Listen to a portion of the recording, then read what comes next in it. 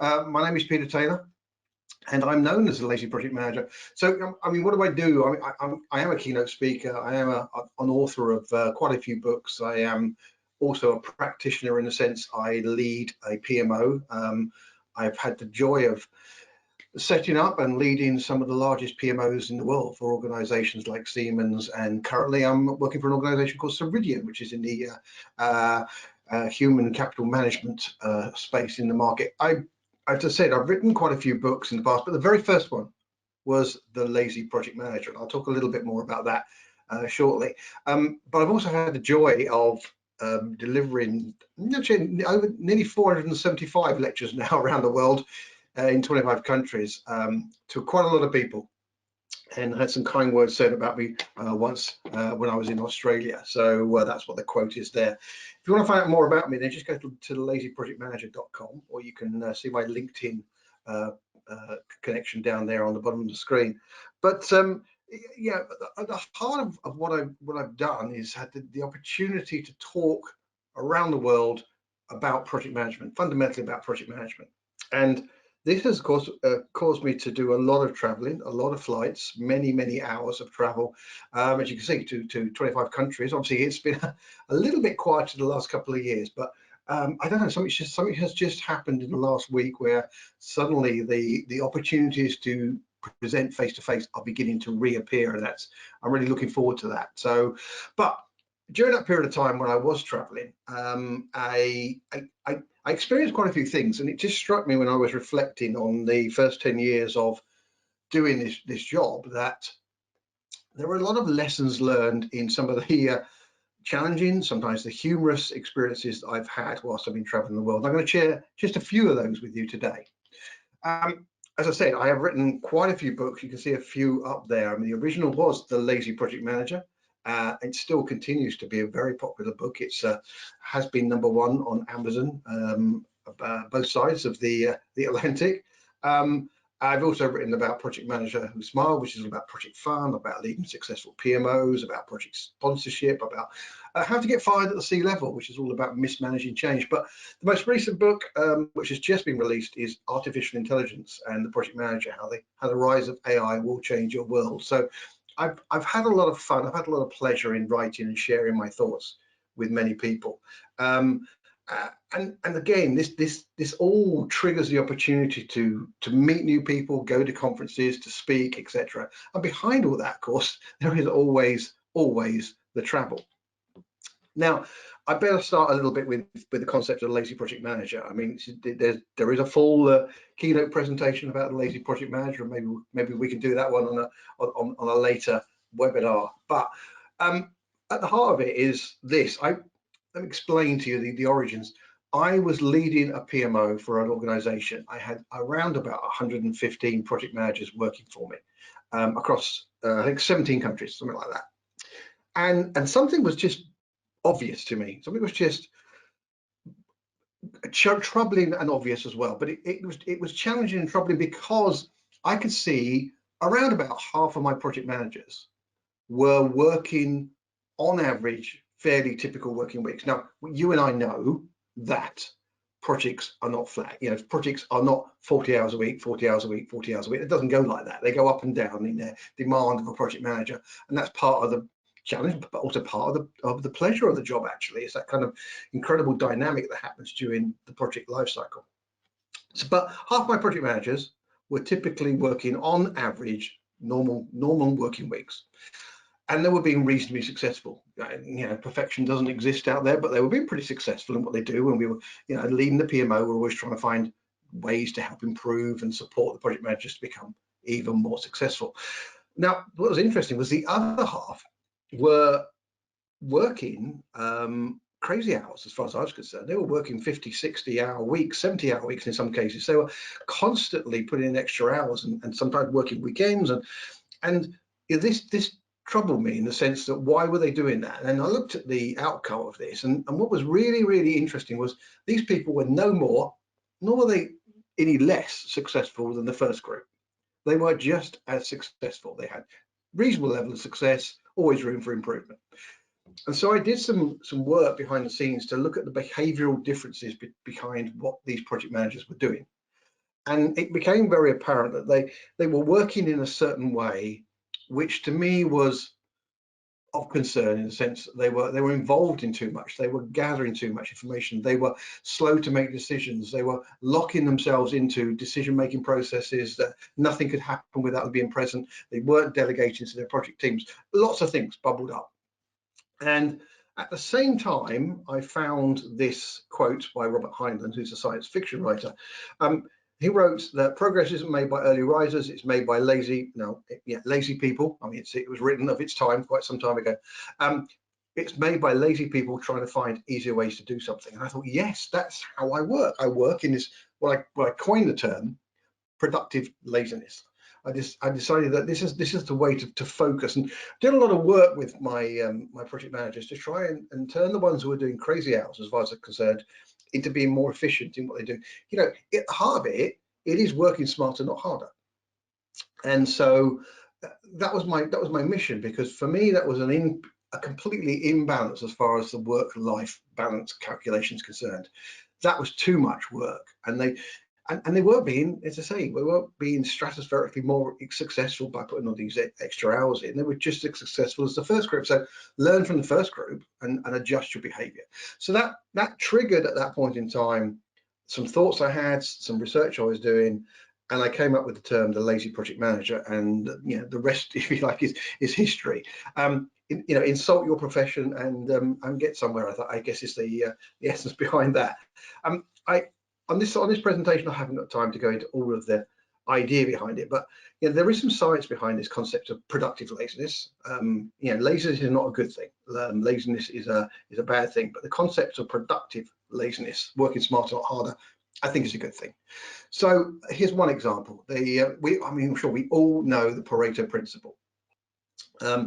It was suggested by a management thinker called Joseph M. Duran.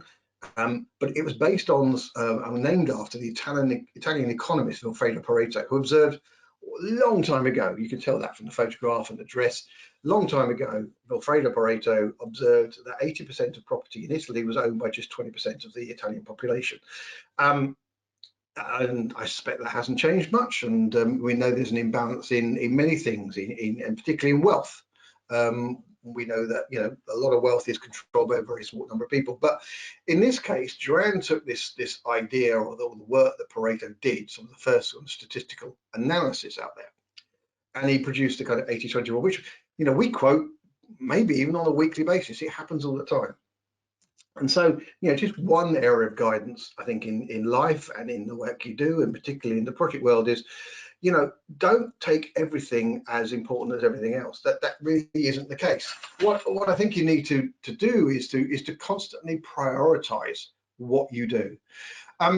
For example, you know, the 80-20 rule is applied in many ways. For example, you know, in my own business, I imagine probably most of the businesses that you work in, if you're in the commercial world, probably 80% of revenue comes from just 20% of the client base. At a personal level, apparently, we wear just 20% of the clothes that we owned 80% of the time. You know, probably during lockdown, that was even worse, because you know, everybody was in shorts or jeans and just a t-shirt. But the 80-20 rule it resonates with me. And so when you apply this to workload, as I said, generally workload, but you know, in particular the project world, not everything is equal. So part of the task of a project manager, I believe, is to focus on the 20% that in turn delivers 80% of the benefit. I mean, we all have to-do lists. We all have this long list of things to do. I mean, as you're even listening to this webinar, whether it be live or recorded, something is happening. Probably your emails are appearing in your inbox. Probably you're going to get asked to meetings, or someone's going to delegate a task to you. Your to-do list continues to grow, and your job is not to sequentially work through that to-do list. I mean, just if you go, I mean, if you're if you're actually working in an office environment, if you go in the morning and you get yourself a cup of coffee and you book yourself a meeting room and you get a new writing pad to write on, maybe you go online and order some cabbages or something, you know, have you made any significant progress in that day? Almost certainly not. So look at that to-do list and prioritize. What is the most important thing you have to do? What is the most impactful thing you have to do?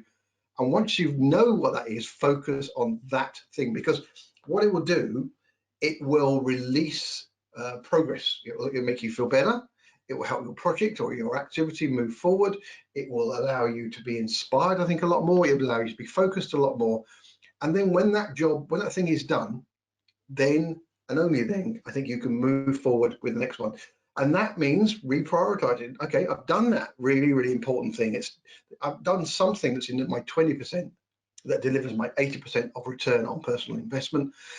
Right, what's next? What's the next most important thing? And so it goes on. And so there's just an example of the concept that sits behind a lazy project manager, and this is the kind of science of laziness. And there's a lot more, but today we're talking about what triggered my life, what happened in my life after that happened. We're talking about the lessons learned from 10 years of lazy project management travel, because I wrote that book. Quite a small little book. It's 30,000 words. It's very reflective of my own personal experience. It kind of shares some real stories. Why has it been so successful? And honestly, it has. When it comes to project management books, it's incredibly successful in the sense that still people are buying it on a regular basis. Still, it appears in the project management book charts. I'm told it's successful because it's one, short. Two, it's got fun in it. And I think fun is very important. I'll come back to that at the end of this presentation. And three, it has very honest stories of where I got things completely wrong in my life and learned an important lesson. And I'm trying to share that with other people. And that honesty was something that, when I wrote the book, that just didn't appear in project management books. Every project management book you read was a work of perfection. It was a theoretical perfect world where nothing seemed to go wrong. And yet I wrote a book where it was all 10 disasters that really happened to me in my life, but but it's real, and I think that is really why it's all become successful, which is in turn has triggered my opportunity to speak about it and to travel about it, and I continue to do that. So let's start exploring this. I'm going to start with this one. Whenever you do something, other people can bring you down very, very quickly. And this is something that happened to me in one of my earlier presentations, and I do smile about it now, and I refer to it quite a lot when I'm actually doing speaking, because so I was all geared up. I've been doing the Lazy Project Manager quite a few times. The presentation I thought was really good. It was very slick and very professional. And I turned up at this event, and the person who introduced me had been working very hard to get a lot of speakers lined up to speak to this community of project managers in the UK. And it wasn't intended to be malicious. It wasn't intended to be bad. But the way he introduced me said along the lines was, ladies and gentlemen, before Peter Taylor comes on stage and talks to us, I want to let you know that next month we have a really good speaker. And I just stood there and looked at him and thought, oh, okay, so I'm not a really good speaker then. And he looked very apologetic when he realized what he said. But this is the thing, when you start anything, be prepared that nothing instantaneously goes smoothly. Nothing ever goes to plan necessarily. Nothing ever works the way you might think it. And I've found that, professional speaking, so many times I've had that experience of where I thought everything was in control, and suddenly something happens, and you have to change tack, you have to change time, you have to adjust to the audience, you have to do many things. I was in New Zealand about to go on stage. I'm literally about to go on stage. I had my headset on, I was all mic'd up, ready to go. I had my presentation ready, and as I was standing by the steps ready to go on to stage, the conference organizer came up and said, I'm really sorry, Peter, but we've been incredibly fortunate. We've managed to get quite a famous sports personality to come and talk to us, and he's turning up in 30 minutes. So I need you to cut at least 15 minutes off your closing keynote presentation, because this guy's going to come on after you. I mean, literally about to go on stage, and I was given that challenge, and I did it. I did it because of the way I put things together, the way I put presentations together. It's kind of in a modular structure. It wasn't that I had a necessarily plan B, but I had a means to actually adapt and adjust. And I think that for me is a critical skill in the world of being a project manager. So let's start with the first kind of lesson, and this one is really about how can we have a focused approach towards work and life. And I've touched on some of it already. I've touched on some of it regarding the lazy project manager, but this is German flight departures board, and this was one of the most incredible travel experiences I've ever had when it comes to efficiency, and I think this is it. So I'm going to paint the scene now. I've been working in Sweden. I was in Stockholm. My flight back to the UK was a connecting flight into Europe. The weather across Europe was deteriorating fast. There was snow, there was ice, there was lots of problems. And you know, if you've traveled, you know what it is. You sit there and you kind of get a feeling that, oh, hang on, there's no announcement for my flight. We're sitting in the lounge, or you know, in the boarding lounge, but still there's no announcement. You think, oh, this is not good. And you're looking through those big windows they have in airports, and the snow's coming down, and you're thinking, I'm not going to make my connection. I'm not going to make my connection, and I'm not going to get home. I'm going to get, I'm going to be stuck somewhere in a hotel or an airport. At least for one night, and you know, as the clock ticked forward, it got closer and closer to departure time, and then the delays started coming up on the board in Stockholm, and announcements came out, and apologies, and we're working hard, etc. Well, we did eventually take off, and we took off. In my mind, when we finally were de-iced, when we finally took off, we were finally in the air. In just outside Stockholm in Swedish airspace. I looked at my watch and I thought, there is no way I'm going to make my connecting flight in Berlin. It's not going to happen. I mean, time I land, taxi in, get off the plane, grab my luggage, and I had checked luggage on this particular flight because I've been out for quite some time. It's just not going to happen. I'm going to have to spend the night in Berlin, at least one night, and sort flights out tomorrow. And you get that dread about, oh, mate, this is going to be difficult. Well, let me tell you, this is what happened. As we were coming into the Berlin airport, the announcement came out on plane that the following people, and including my name, were transferring to the flight that was leaving very shortly to go to the UK. And we would be taken care of. And that was nice, but I still was very, thinking this isn't going to happen. This is what actually happened. We landed, and from touchdown to me taking off on another plane that took me out of Germany into the UK was 35 minutes. It was one of the most efficient pieces of organisation I've ever seen. We were taken off the plane first. Our luggage was identified rapidly and put into one of those little trucks to take it straight across to the UK bound plane. We were taken through the necessary immigration and ticket checking. We were put in the back of very nice cars, actually. They were in the back of Porsche Cayennes, and we're taken across. Our paperwork was processed there and then while we were in the car. In the same car, we were then taken across to our next plane. We were taken up to the very steps of the plane, and we went up and we walked on board. And as I was the last one actually to go on board, I think there were about 6 or 7 of us. As we walked in, they closed the doors on this plane. We were shown to our seats, and the plane started pushing back, and I got home on time. What's the point about this? Well, the point about this is that was incredibly efficient, and it was efficient because it was focused. It was efficient because it had been planned. This had been thought about. This was prepared. People were on standby who knew what they were doing. There were no delays in the process. It was absolutely phenomenal. And so I think that for me is around it. It is to be focused is to think ahead. To be focused is to consider what is going to happen. Now, here's the alternative, or the opposite to that. So now I'm in. I love this picture of a plane doing snow angels in the snow. Actually, I was in a flight. I was coming back from Ottawa, Canada, and Ottawa in the winter is an amazing place. I mean, they're not scared of snow. They're not scared of cold temperatures, and nothing things to face, and they're prepared for it.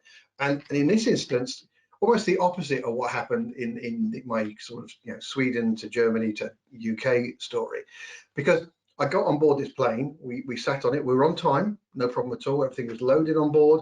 The plane was taken across the pushed back from the gate, and we were taken off to a part of the airstrip where it was de-iced, ready to be taken off. We started to maneuver after that, and then we stopped and pulled off. And clearly think, wow, something's wrong here. And then the captain came on board. Now, the picture you got to understand is looking out of my window on that plane, there were mountains of snow everywhere. There was snow piled up left, right, and center. You know, it had to be 3 or 4 feet deep in places. Obviously, the runway had all been cleared, but on the side of it, it was snow everywhere, and it was very, very cold.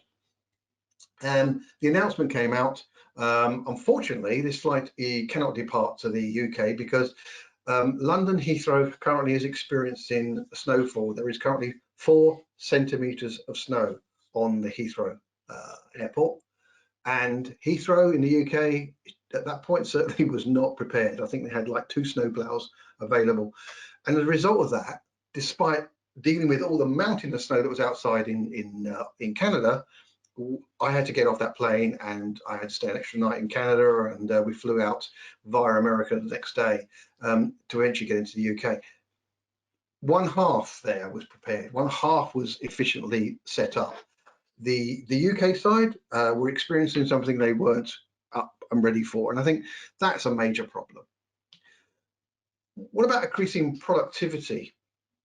And again, the kind of, I keep going to go back to the, the concept of lazy project manager, the kind of working smarter, not harder is important. But this is something, I love this picture. This is the Lego team during the recent lockdown period, and they were having fun. They were having a lot of fun, and I know they were doing work as well. And I think that, for me, productivity is something that can come about from great team leadership. It can come about from great spirit. I mean, I like to inject a lot of fun and humor in the sort of thing that I do, and I'll touch on that in a bit later on. But for me, the kind of whenever I've traveled anywhere and I've spoken at organizations, because I don't just talk at conferences, I talk into private businesses as well.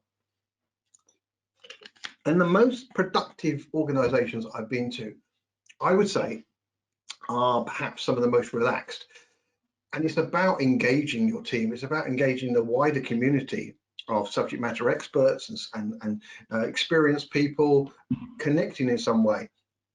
And I love this because I think that's one of the things that I noticed during the period where we weren't traveling, is that part of work life disappeared. It was very quick for us, and my own business as well, to set up and engage in the work-related activities. But what completely disappeared, what vaporized from life for a period of time, was all of that kind of casual social interaction, that kind of team bonding, that spirit, that kind of, going down the pub or just having lunch together in the canteen or cafeteria, talking to people by the water cooler.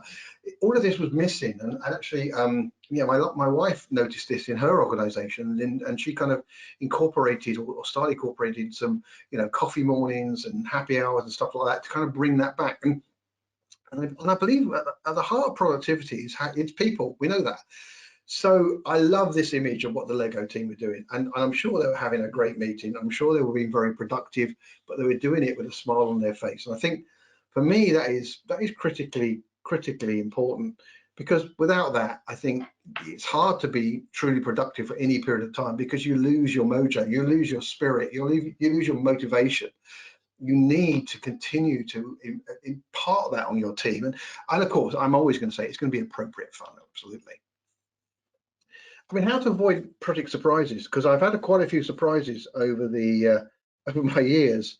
And I think, this particular story here, I was in a country I was part of a group of speakers at quite a big conference, and this particular country, and the intention was that we were all going to travel from our hotel to the conference center and be taken up. So this was an incredibly well organized conference. I mean, the preparation beforehand, the details, the night before there was a speaker's dinner, and there was a full briefing of what was going to happen tomorrow. And you think this is going to go brilliant, smoothly. There's going to be no problems at all. The one thing that was missed out of that was they'd organized a minibus to take the speakers to the conference center. And the minibus picked us up on time at the airport, not at the airport, at the hotel, sorry. We all got on board, we're all smartly dressed, ready for our presentations during that day. And then it was one of those unusual conference centers that was also part of a massive shopping mall and office buildings and stuff. It's a massive complex. So the one thing that was missing in the entire chain of preparation was that the taxi driver, the driver of the minibus, had no idea how to get into this particular building and find the conference center itself. And we ended up at the back of this building. Look, we all got out and we were all looking at this large locked door. And secondly, nobody had the telephone number of the organizer. And we really struggled. Eventually, someone bravely went in and explored the inside of the building. They were all the way around to the front. We were getting quite concerned because I was opening keynote actually, and I arrived in the hall less than 10 minutes before I was due to go on stage. As it was fine. We got everything done. But again, this is about being prepared, isn't it? I mean, surprises happen because you're not expecting something, you haven't thought about it. And in this case, the surprise was there was a gap in the process, there was a weakness in the process. All right, this one here, sorry, I'm not screen there. This one here, this is one of my favorite shots. This, I was asked to go in, I was asked to go down to Australia and to speak at a conference.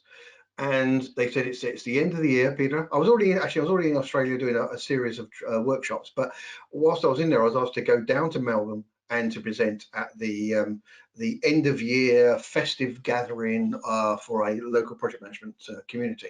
And they said, Peter, it's at a local aquarium, and it's going to be fancy dress. We're going to do like nautical themed dress. I'm not dressed. I'm dressed in my speaking outfit there, but the scene you've got to imagine here is that in front of me are over 100 people dressed as sailors, as pirates, as mermaid. There was an octopus even, I think, if I'm rightly. And I'm doing a presentation about fun in projects. And I'm thinking, these guys are having such a good time. They are laughing so much. Well, they did enjoy my presentation. But I wasn't prepared when I arrived in my mind, I thought, okay, I know it's going to be at the aquarium, but the aquarium probably has like a conference room next to it, or conference hall, and their presentation would be there. No, I was inside the aquarium. It was one of those circular ones, so almost all around you were fish. Over your head were fish. There were 2 tunnels in and out. And the thing they were laughing is, you can see that guy just behind me, the shark. Apparently, during the whole of my presentation, this thing was just circling around behind my head. So again, quite a surprise.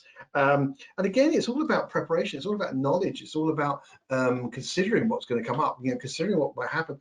Perhaps I should have asked a few more questions. Perhaps I should have gone online and checked out the location, see what other events look like, etc. We had a wonderful time, but it did make me smile. It is one of the my favorite images from my time at speaking. So, what about dealing with many projects? And that's the case. There are many things going on. This particular story is again, is one of preparation, but it's also linked to kind of the kind of multiple things going on. I had a very, very busy period of time. I was speaking at quite a few places in a short period of time, and the day job, of course. I was heading a PMO.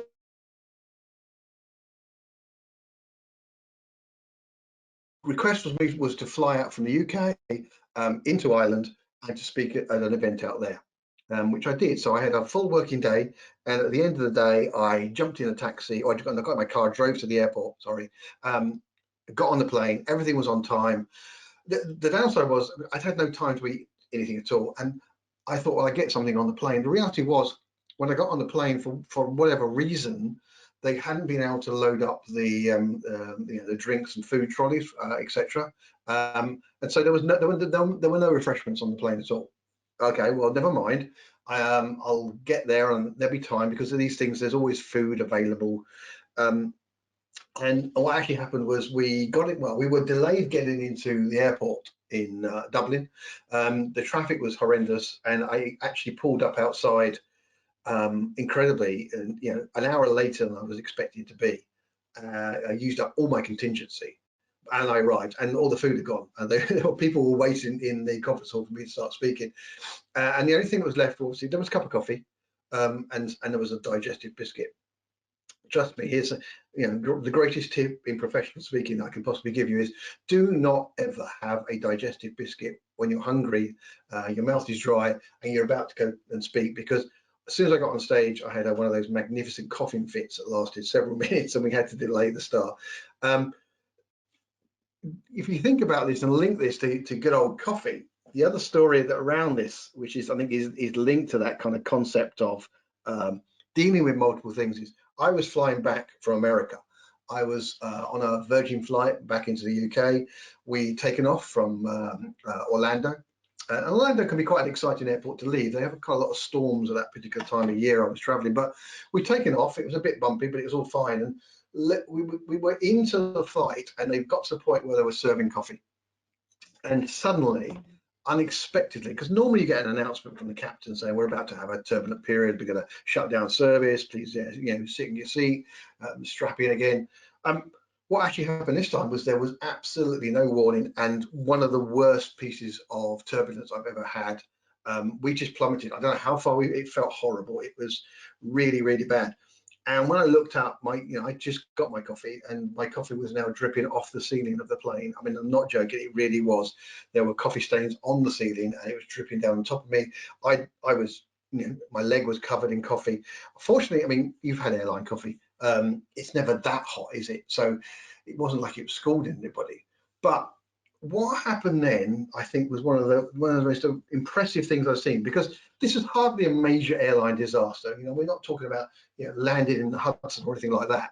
But the cabin crew just kicked into action. They I don't know how they did it, but they were seamlessly. They were working, they were clearing up, they were mopping, they were refreshing, etc. They're comforting a couple of passengers who were upset. The captain came out to talk to us. It was just a brilliant, seamless experience of dealing with a problem, dealing with a challenge and an issue. And in my mind, because I kind of sat back and look at this, and I could watch all of these different things going on, different things. I said there was a cleanup crew, there was a supporting passengers group, there were people that were kind of preparing to bring out with more refreshments and check if anybody needed any assistance. The only injury that I was aware of was actually one of the stewardesses who was serving was knocked flat, and a trolley hit her, so they were dealing with her on a first aid basis. Again, you know what does this come down to? It comes down to kind of my first story around the kind of, the efficiency of the airport that got me on my next plane out of Germany. It is down to preparation. It's down to being ready for whatever else hits you. Again, I talked about the 80-20 rule at the beginning with the lazy project manager. And I think the 80-20 rule also applies to stuff like this. This in our world, project managers, this is the risk. What could possibly happen? And I know every project is different, but I think, from the start of a project, unless it is a leading edge, groundbreaking, never been done beforehand, I feel that project managers should be able to anticipate 80% of, or understand the potential of 80% of the risks that are likely to hit this project. And they should prepare for that. And then they should brainstorm outside the box for things that they may not have been used to or don't expect to happen. Because what that does, it allows you to deal with the real surprises. It allows you to deal with the real challenges that you might face when you're going through this experience. And I guess you can tell from my style, I think at the heart of a lot of this stuff is I think you need to bring fun to your projects and to your people, because it fits all the things I've talked about. If you have a fun bonded team, a connection that's doing well, if you have a team that is just supporting each other, then they can achieve some pretty amazing things. They can make stuff happen. They can overcome challenges. They can build the best process and make sure there are no gaps. They can minimize the number of surprises that you might face in your project. They allow you to do so many more things in parallel. Every time I have worked with a group of people, that's always my number one focus, is to bring that team spirit together. And fun is a very, very, very powerful thing. This is actually almost my last flight. I'm about to get on a plane in a few weeks' time for the first time in 2 years, and that's not uncommon, I know. But my actual last trip was, I had the pleasure and honor of speaking at CERN in Switzerland, and that was the last time I flew, back in February 20. And when I traveled back, of course, it was beginning to hear noises from around the world of all the great challenges we actually faced. But I had no idea that would be my last flight. This was the one before that. and I was flying back from Budapest in Hungary, and this was just an example. I've always believed in fun. I've always believed in the value of fun. And on this particular flight, we took off, no problem. You know, it's that, you know, when you finally get on the plane, you're on your way home, all you want to do is get the plane to land. You want to get through border control. You want to get in your car or whatever. And you want to get home. It's just end of a week, end of a good conference, hopefully a good presentation, working hard, time to get home. And that's all that's on our mind. Now, suddenly, I heard an announcement on this plane that I've never heard before. And it was, the captain came on and said, could all members of the cabin crew please attend to the flight deck immediately? Well, if you're like me as a regular traveler, you're half asleep often, but you know the sort of typical pattern of what happens on a flight, and you know the typical sort of announcements, and you know it's, you know, you're going to have that kind of prepare for landing announcement shortly, which we were expecting. Well, suddenly on this one, we had that very strange announcement: all cabin crew attend the flight deck immediately.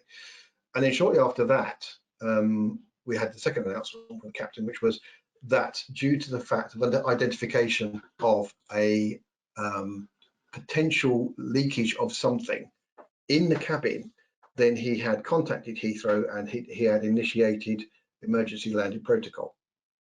You don't really want to hear that. And obviously I'm fine. I'm here today, the end of the story. I know it's not much of a spoiler alert really, but everything was fine. So what happened, I was in the, you can see the two doors over the wing there. I was in one of those because you tend to get a little bit more leg room if you sit there. As that happened, the gentleman who sat next to me right by the door, actually, he made a joke about, oh, you know what, I always sit here, I always sit in these seats for extra leg room. Now I'm kind of sitting in this seat thinking this is a good place to be possibly. And suddenly dark humor kind of dealt with the situation. If you've ever flown into Heathrow, you'll know there's a thing called the Heathrow stack. It's where the planes come in. Now, Heathrow is a very busy airport, like many airports, but very busy, and it only has 2 runways. So, yeah, whilst you may arrive in the area of Heathrow on time, so many times on flights, you end up in this big circle stack as planes arrive at the top and they slowly descend until it's their turn to land. So you can be in that stack for 10, 15 minutes sometimes. So even though you're close to home, you're not there yet. Well, actually, because we had emergency protocol, we flew straight in. We bypassed all of that. And again, the gentleman next to me made the kind of humorous statement, the dark humor again of, you know what, at least this is one way to get home on time. And again, power of humor is incredible. End of the story, we landed safely, we were checked over, everything was cleared, we were taken off into a separate lounge area, had a quick medical check, no problems, and was home. Actually, I was probably home no later than I would have been normally if I'd have gone into the good old Heathrow stack. But again, the point here is the power of humor, the power of fun is just brilliant. And this is one of the images I also love from my speaking is, you know, when people listen to me, when people like what I do and I present, it's because at the heart of it, I try and present stuff in a humorous and gentle and enjoyable way. But behind that is, I hope, is some value in what I talk about. And I was taught in the early days of my speaking career is that, you know, it should be 80% entertainment and 20% information when you do presentations. In fact, another one of the books is around presentational skills. I do presentational training, all that kind of great stuff.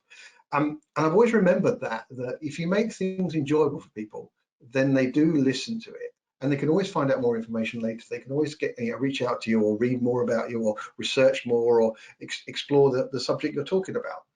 I do this with my latest book, The AI and the Project Manager, because it's a fascinating topic right now in the world of project management.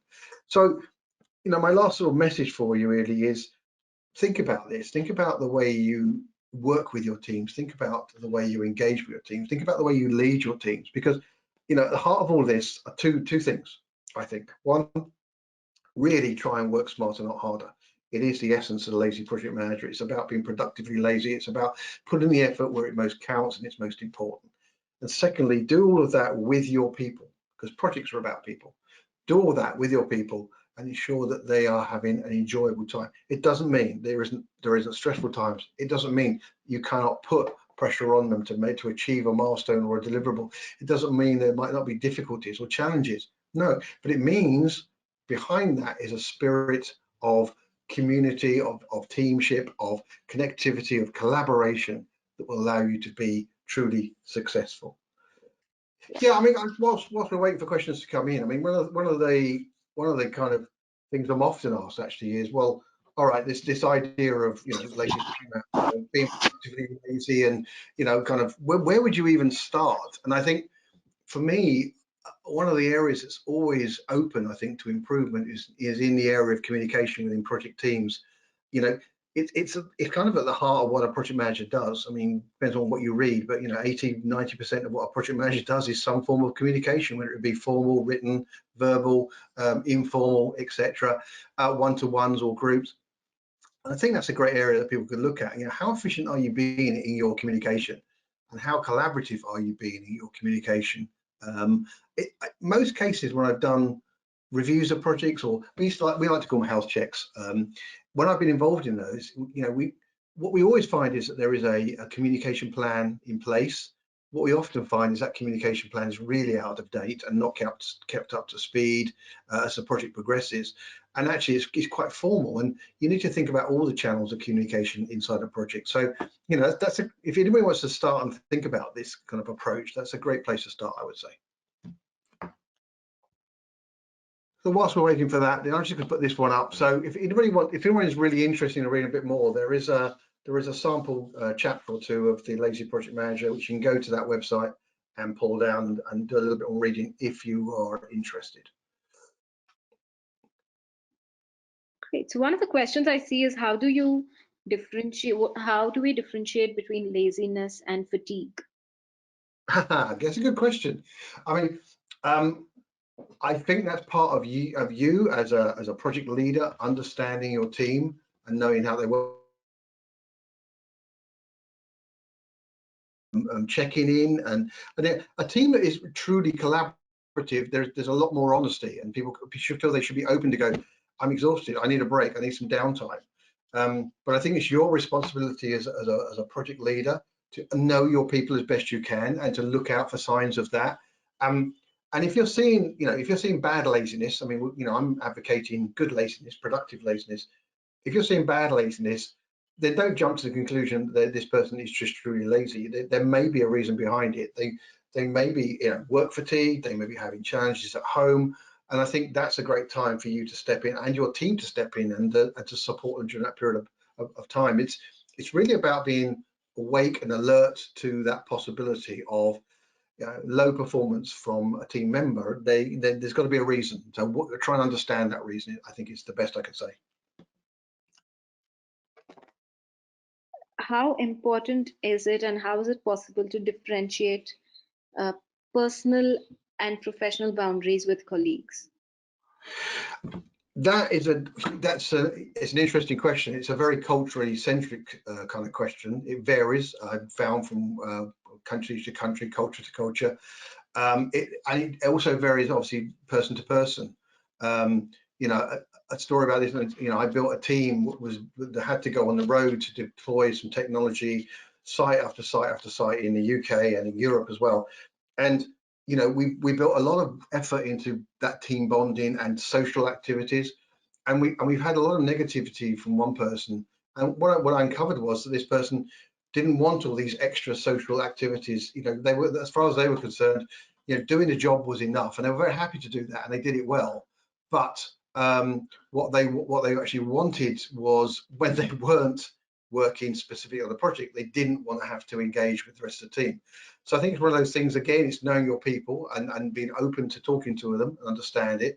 The default, I would say, is always favor the individual's right to not be exposed on a kind of personal level, to keep it professional, almost until they invite you to go in that direction. I think it's down to that. Every team member has the right to be professional, to be work focused, but to have a complete separation of private life. If they invite you in any way into that private life through social connection, activities, or whatever, then I think you can kind of move forward and across. If that fits your own personal boundaries as well. So it's a person by person basis, and it's also culture by culture.